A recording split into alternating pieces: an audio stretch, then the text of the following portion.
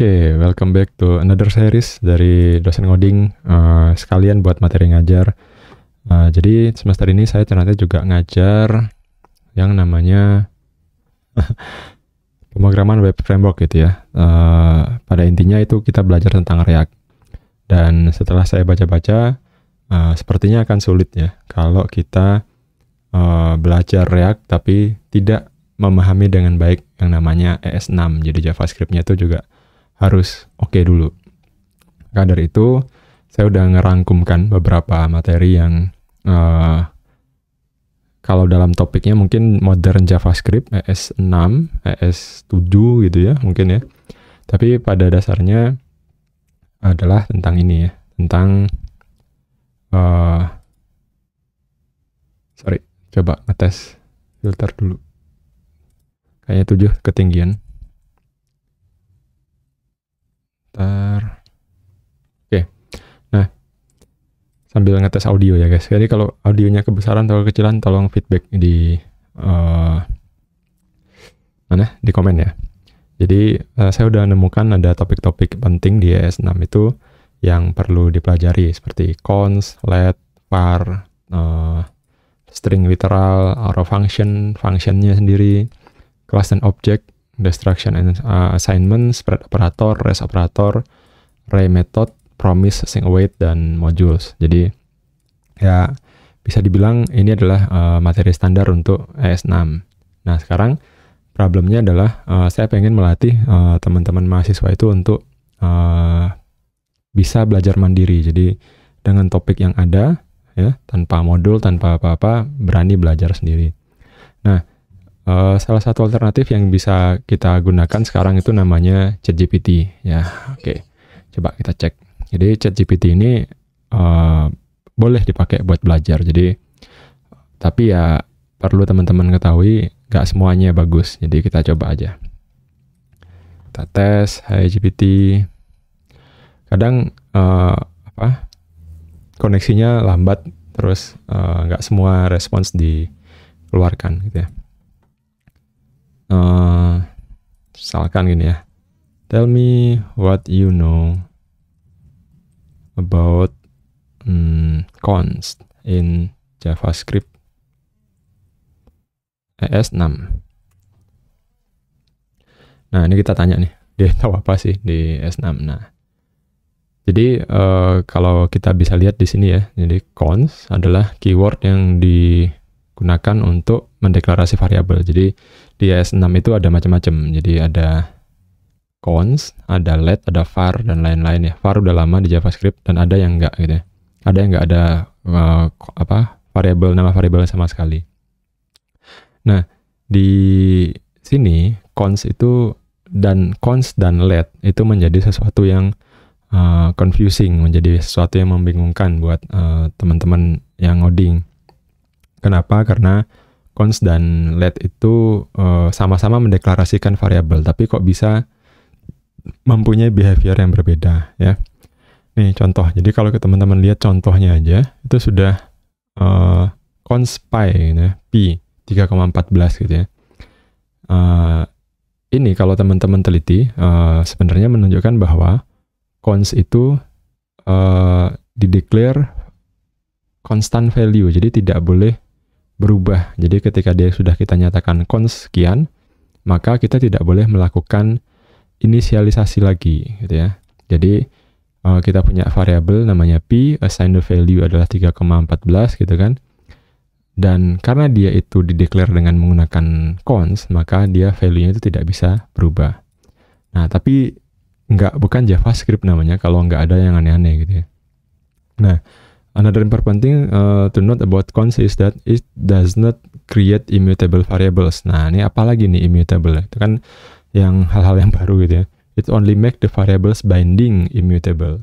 This means that if the const variable is an object or an array, the properties of the element of the object or array can still be modified. Jadi kalau dia itu variabelnya kayak gini, itu nggak bisa dimodify. Tapi kalau kayak gini, const my object ini ya, name John, age 30, kita bisa mengubah ini my object.age sama dengan 31, bisa.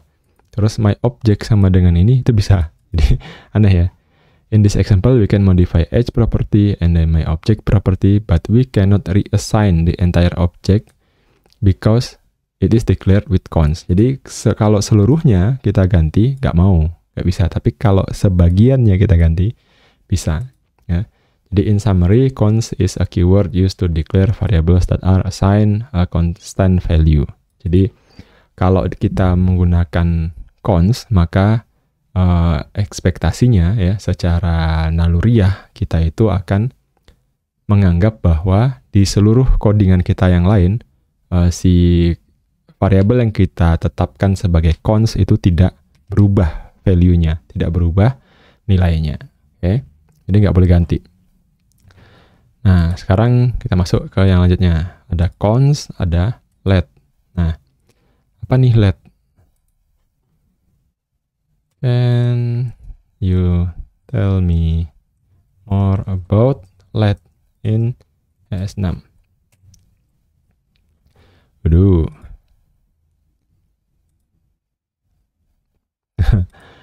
Gak mau dia. Ya, reload. Ya gitulah ya. Namanya juga barang gratis gitu kan.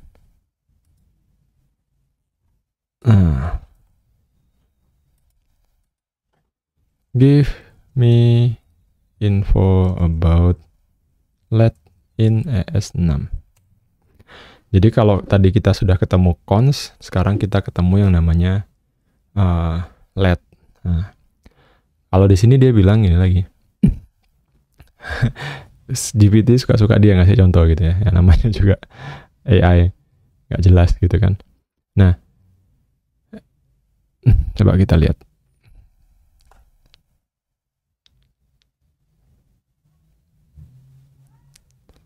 Oke. Lama ya dia mikirnya ya. Tapi pada intinya gini, let itu sama-sama membuat variabel di JavaScript, const juga membuat variabel di JavaScript, dan let dan const itu juga sebenarnya block scope sih. Block scope variabel itu maksudnya dari kurung kurawal ke kurung kurawal itu satu blok gitu ya.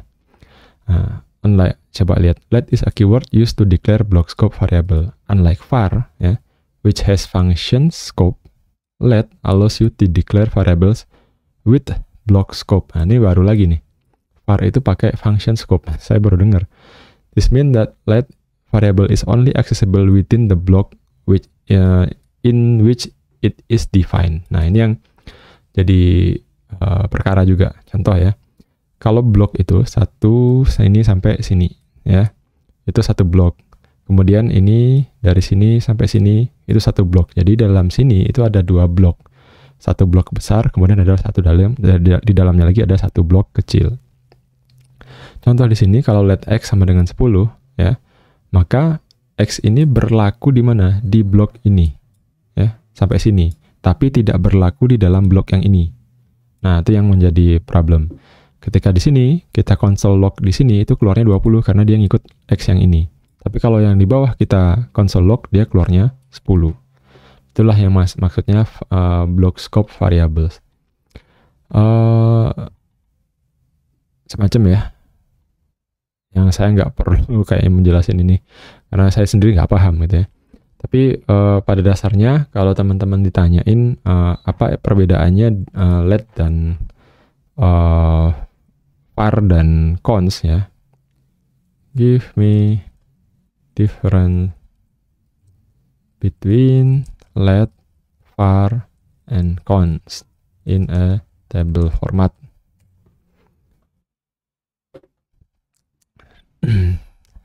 Bisa nggak sih dia? Waduh, dibikin kayak gitu. Oh ini, ternyata dia bisa bikin. Nah ini menarik ya. Dia bisa bikin kayak gini.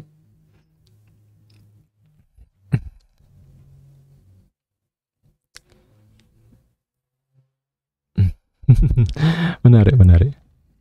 Ternyata dia bisa bikin tabel format. Lama-lama bisa bikin buku sih. Ya. Nah, contoh ya, teman-teman lihat. Kita minta apa sih perbedaan let, var, const dan ini ya. Kalau var itu ternyata scope-nya function. Jadi function scope. Jadi satu function dia itu bisa diakses semua. Jadi JavaScript itu cukup aneh. Jadi teman-teman biasakan dirimu dengan menghadapi keanehan-keanehan ini. Nanti kita akan ketemukan keanehan yang lain gitu ya. Ada var itu function, scope-nya function, let dan cons itu scope-nya block. Kemudian, nah ini dia, cons tidak bisa di reassign ya, tidak bisa di redeclare. Nah, tapi menariknya var itu bisa. Hoisted ini apa? Nah, ini saya juga nggak tahu hoisted. Nanti teman-teman baca sendiri ya di atas. Hoisted itu apa? Jadi kalau masalah scope ya, let dan cons itu block scope, var itu function scope. Var variable are hoisted to the top of their function scope, while let and cons variable are not hoisted. Ya, macam-macam ya. Jadi hoisted apa? Nanti teman-teman cari lagi ke atas. Tapi pada dasarnya kalau kita punya variabel, kalau kita pengen dia itu berubah, maka kita pakai let. Kalau kita pengen dia itu konstan, maka kita pakai cons. Jadi hati-hati mendeclare cons atau let. Jadi jangan sampai salah declare. Oke, lanjut lagi. Tadi var, let, dan cons sudah. Oke. String template. Tell me, give me sample string. Kalau template itu interpolation kayaknya. In JavaScript ES6. Ya, sebenarnya lama-lama nggak perlu dosen buat belajar. Perlu nggak sih? Nah, jadi ini yang sering juga bakal teman-teman temukan di codingan React nantinya, bahwa kita bisa menginterpolasikan string. Nah, ini yang ada ya. Kita punya name John, age-nya 30. Kemudian kita buat greeting. Nah, tapi kita bisa pakai ini. Nah, jadi di JavaScript ketemu dolarnya PHP, ya kan? Bahagia sekali kan programmer PHP. Lihat dolar nama dan I am $age years old gitu ya. Dan itu works, nggak masalah. Coba deh. Give me above example using TypeScript. Ya, jadi ES6 itu ada yang JavaScript, ada yang TypeScript. Kayaknya sama aja. Nih beda nih. Jadi kalau saran saya sih dari awal sekarang teman-teman langsung aja TypeScript gitu ya. Langsung TypeScript apa enggak? Sebaiknya sih TypeScript karena lebih lebih strict gitu ya. Nah, tapi ini ya, TypeScript itu agak ribet setupnya dikit gitu ya. Nah, tapi kalau mau pakai TypeScript kayak gini ya, ada tipe datanya. Kalau yang ini loss ya, tipe datanya gas aja gitu. Itu tentang template string. Apalagi arrow function. Nah, give me example about arrow function in ES6. Nah, ini juga lagi sintak baru yang teman-teman bakal ketemu gitu ya. Yang namanya arrow function. Sorry ya, sambil minum. Nah, arrow function ini mungkin juga sudah sering ketemu di Laravel, di codingan Laravel gitu ya. Tapi si arrow function ini itu bukan yang ini nih. Give me a simple explanation about arrow function in ES6.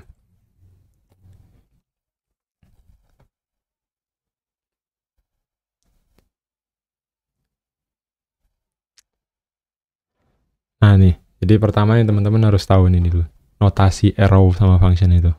Tuh, jadi kita punya nih variabel num panah num2. Nah ini sesuatu yang nggak gampang untuk dipahami oleh orang yang pertama kali ngoding. Jadi JavaScript itu ada function, ini sama dengan ya const double sama dengan function buka kurung tutup kurung gini, give me the code, convert this code to non-arrow function. Bisa nggak? Paham nggak sih si GPT-nya? Oh iya, bisa dia.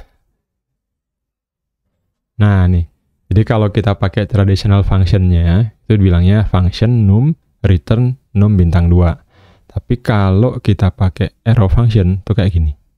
Nah, sebenarnya ini tuh untuk mempermudah penulisan. Tapi karena mempermudah itu dengan cara yang kayak gini, itu teman-teman biasanya yang mahasiswa itu bingung gitu ya. Ini apa sih gitu.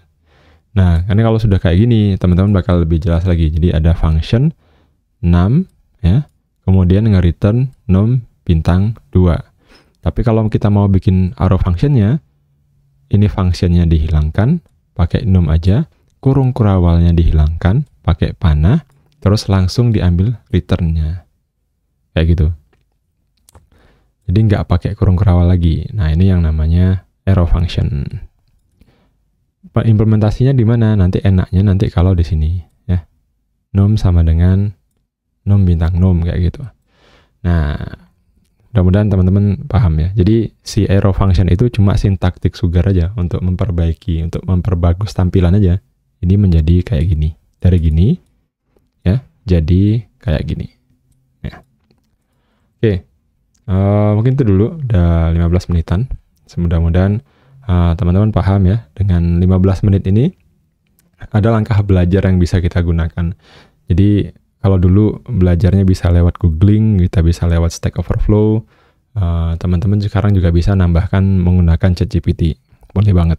Jadi dalam 15 menit kita sudah belajar const, let, var, template string, sama arrow function. Dan itu awesome banget ya. Tanpa high effort dan nggak susah-susah gitu. Cuma emang teman-teman harus bisa bahasa Inggris, kemudian pahami sedikit apa sih maksud codingannya ini. Nah, kemudian bisa minta comparison kayak gini biar lebih summary-nya lebih bagus lagi. Oke, thank you banget buat yang udah nonton. Jangan lupa yang mau support di pojok kiri bawah ada barcode Saweria-nya. Sekarang di channel saya juga sudah ada big thanks, dan teman-teman juga bisa nanti ya, ini barusan keluar nih tabnya, tab community yang bisa langganan. Nah, mudah-mudahan nanti semua video-video bisa teman-teman akses lebih cepat dengan join sebagai member. Sambil saya riset-riset dulu apa sih benefit yang bisa saya kasih ke member yang subscribe. Teman-teman kalau punya ide juga boleh, apa idenya, misalkan mau urun ide tentang membership-nya, saya akan sangat terbuka untuk itu. Oke, buat mahasiswa-mahasiswa saya yang di Polinema, jangan lupa semangat belajar. Intinya sampean belajar, sampean coba, tapi syaratnya adalah belajar sebelum kelas dimulai, bukan belajar ketika kelas dimulai. Itu kalau belajar ketika kelas dimulai itu balik aja ke SMK. Kalau mahasiswa belajar sebelum kelas dimulai. Jadi kita ketemu, kita diskusi. Dan kalau bisa belajar TypeScript ya, langsung TypeScript. Tapi kalau nggak bisa ya udah JavaScript biasa juga boleh. Oke, thank you. Almost 20 minutes. Thank you guys. Assalamualaikum warahmatullahi wabarakatuh.